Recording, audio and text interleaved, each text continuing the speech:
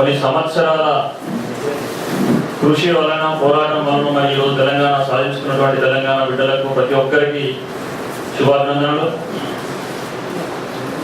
అయితే మరి చాలా మంది ఎంతో కష్టపడి మరి ఈరోజు ఒక శుభవార్త అయితే విన్నాం, ఇంకా పూర్తిగా సాకారం కాలేదు. ఇప్పుడే రెడ్డి గారు చెప్పినట్టు వీళ్ళు పెడుతున్నారని చాలా సంతోషమైంది. అందరు చేతులు కేరింతలేసి చప్పట్లు కొట్టారు. అంటే ఎన్నో కొన్ని సంవత్సరాల తర్వాత మనం స్వతంత్రం పొందినటువంటి ఆనందం. ఇప్పటి వరకు మనకు స్వతంత్రం లేదు. ఆంధ్ర పాలనలో కొన్ని రోజులు, బ్రిటిష్ పాలనలో కొన్ని రోజులు, అంతకుముందు ఇంకొందరు సుమారు 1000 సంవత్సరాల బానిస జీవితం నుంచి మొట్టమొదటిసారిగా ఈ రోజు మనం బయటపడుతున్నటువంటి సందర్భం ఇది. అయితే మరి తెలంగాణ ఏర్పడబోతుంది, చాలా సాకారం కాబోతుంది. ఎంతో మంది మరి దాని కొరకు త్యాగాలు చేసినటువంటి అమరవీరులు ఉన్నారు. వారందరికీ మనం ఎంతో రుణపడి కూడా ఉన్నటువంటి సందర్భం ఇది. అయితే మరి ఇప్పుడు తెలంగాణ వస్తుంది, వచ్చినాక పునర్ ఏం చేసుకోవాలి? తెలంగాణ ఒక స్టేట్ అంటే మనకు సరిపోదు. తెలంగాణ స్టేట్ ఉంటే ఆంధ్ర స్టేట్ మొత్తం ఉన్నా తెలంగాణ స్టేట్ మనం కోరుకునేందుకు మన జీవితాలు బాగుపడాలని, మనకు కొన్ని ఉపాధి అవకాశాలైతే కానీ, విద్యా అవకాశాలే కానీ, మరి ఎలాంటి రంగాన్ని తీసుకున్నా మనం వెనుకబడి అనగదొక్కబడుతున్నాం. కాబట్టి వాటిలో అభివృద్ధి సాధించడం కొరకు మనం ఈరోజు తెలంగాణ కొరకు పోరాటం చేయడం జరిగింది. మరి ఇప్పుడు తెలంగాణ వచ్చిన తర్వాత పునర్నిర్మాణం చేసుకోవాలి. ఎవరు చేయాలి? ఎన్ఆర్ఐస్ చేస్తారా? మరి ఎవరు పొలిటీషియన్స్ చేస్తారా? వచ్చే ప్రభుత్వాలు చేస్తాయా? ఎక్కడి నుంచి రావాలి పునర్నిర్మాణం? ఎన్ఆర్ఐ అంటే ఎవరు? ఇంతకుముందు పురుషోత్తం గారు చెప్పినట్టు మీ తమ్ముళ్ళు, మీ అక్కలు, మీ అల్లుళ్ళు, మీ బిడ్డలు ఇక్కడ చూసిన వాళ్ళకి కొందరు వరంగల్ నుంచి హైదరాబాద్ వస్తారు, కొందరు హైదరాబాద్ నుంచి అమెరికా పోతారు. బతకడానికి పోయినవే ఎన్ఆర్ఐ. అంతే తప్పించి వాళ్ళు ఏదో ప్రత్యేకంగా మీద నుంచి ఊడిపడిన వాళ్ళు కాదు, ఎక్కడి నుంచో ఏదో చేసిన వాళ్ళు కాదు. మరి ఇప్పుడు ఎవరు చేయాలి పునర్నిర్మాణం? ఇందులో ప్రతి ఒక్క ఎన్ఆర్ఐ అనే పక్కన పెడితే మిత్రులారా, ఒక భారతీయుడిగా ఆలోచన చేద్దాం. ఈరోజు మనం ప్రతి ఒక్కరిలో ఎంతో మంది పెద్దలు ఉన్నారు, నలుగురిని చైతన్యం కలిగించే శక్తి గల వారు ఎంతో మంది ఉన్నారు. ఇందులో ప్రొఫెసర్స్, వాళ్ళు వీళ్ళు పెద్దలు. మరి ఎక్కడ వస్తుంది డిఫరెన్స్? ఈరోజు అమెరికా నుంచి వచ్చాం కాబట్టి వేరే కంట్రీస్ మేము పక్కన పెడదాం. అమెరికాను చూసిన చిన్నగా పరిశీలించాం కాబట్టి చెప్తున్నాం. అమెరికా చరిత్ర ఎన్ని సంవత్సరాలకి? 1700 సంవత్సరాల్లో అమెరికా మొట్టమొదటిసారి కనుగొనబడింది. 4 తిప్పి కొడితే 400 సంవత్సరాల చరిత్ర అమెరికాది. ఈ రోజు వాళ్ళు ఏ స్థాయిలో ఉన్నారు? ప్రపంచాన్ని సాధించే స్థాయిలో ఉన్నారు. ఎంతో అభివృద్ధిలో ఎంతో ముందుకెళ్లారు. మరి మన ఇండియా చరిత్ర ఏంటి? తెలిసే ఒక 5000 సంవత్సరాల చరిత్ర మన ఇండియాకు ఉంది. తెలియకముందు ఇంక ఎన్ని సంవత్సరాలు? మనిషి పుట్టుక ఎన్ని సంవత్సరాలు ముందు కూడా ఎప్పటి నుంచో మనిషి ఉంటున్నాడు. ఇంకా developing country, India is developing country. నా చిన్నప్పటి పుస్తకాలు వచ్చినప్పటి నుంచి నేను ఇంటూనే ఉన్నాను, ఇండియా ఇస్ డెవలపింగ్ కంట్రీ. అంటే 5000 సంవత్సరాలు అయిపోయింది. ఇంకెన్ని సంవత్సరాలు కావాలి డెవలపింగ్ కంట్రీ? ఎన్ని సంవత్సరాలు మనం ఇలాగే డెవలపింగ్ కంట్రీ అనే మాట ఇంటూ ఉంటాం. ఇందులో మనకు రావాలి. ఈరోజు డెవలపింగ్ అని అవుతుందా అంటే మనకు ఆ వాతావరణంలో కనిపిస్తలేదు.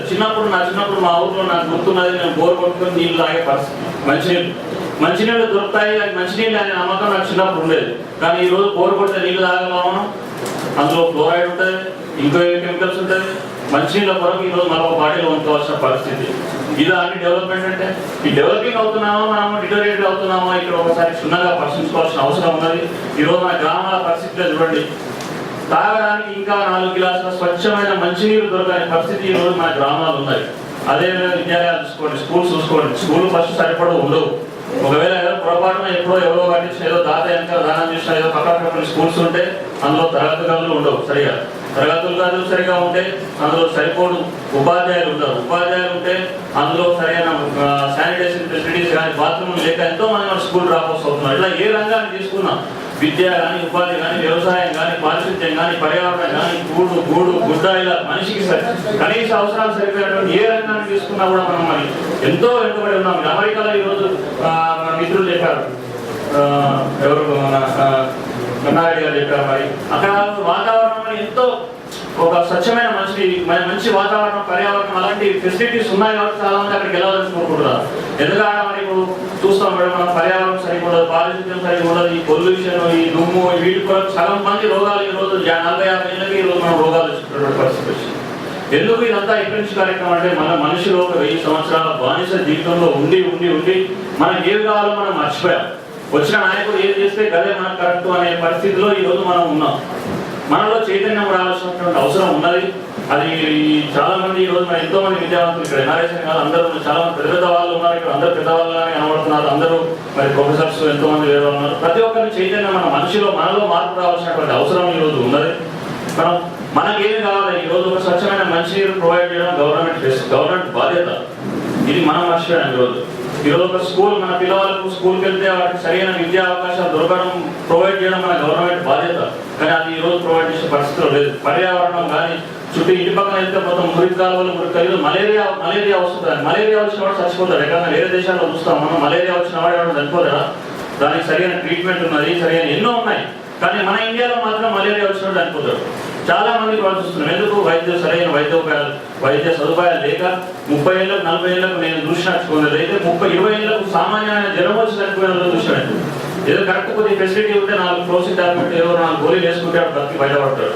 అట్లాంటి వాళ్ళు అట్లాంటి దారుణమైన పరిస్థితులు ఉన్నాయి. ఇవన్నీ ఏంటంటే పక్క దేశాలు చూసి వచ్చినాక తెలుస్తుంది. అక్కడ 80 సంవత్సరాల ముసలి పెద్దవాళ్ళు కూడా కారు నడుపుకుంటూ పోవాలి. అంత హెల్తీగా ఉంటారు వాళ్ళు, 80-90 సంవత్సరాల వాళ్ళు కూడా.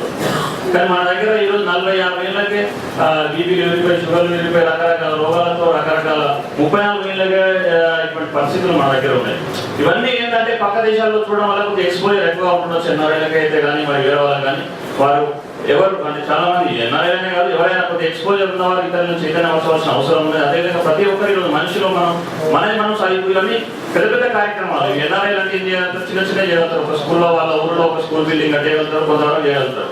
కానీ పెద్ద కార్యక్రమాలు చేయాలంటే మన ప్రభుత్వం ఒక బాధ్యత ఉండాల్సిన అవసరం ఉన్నది. వాటిని ప్రశ్నించి మనం చేయించుకోవాల్సిన విధంగా మనం అందరం తయారు కావాల్సిన అవసరం ఉన్నది. దీనికి ప్రతి ఒక్కరు కృషి చేయాలి. అప్పుడే మరి ఒక సరికొత్త తెలంగాణని కానీ, తెలంగాణ ఒకటి కాదు, మొత్తం భారతదేశాన్ని మనం నిర్వహించుకోవాల్సిన బాధ్యత ప్రతి ఒక్కరిలో ఉంది అని సందర్భంగా తెలియజేసుకుంటూ, ఈ అవకాశం ఇచ్చిన పెద్దలకు అందరికీ హృదయపూర్వకంగా కృతజ్ఞతలు తెలియజేసుకుంటూ సెలవు తీసుకుంటున్నాను. Thank you.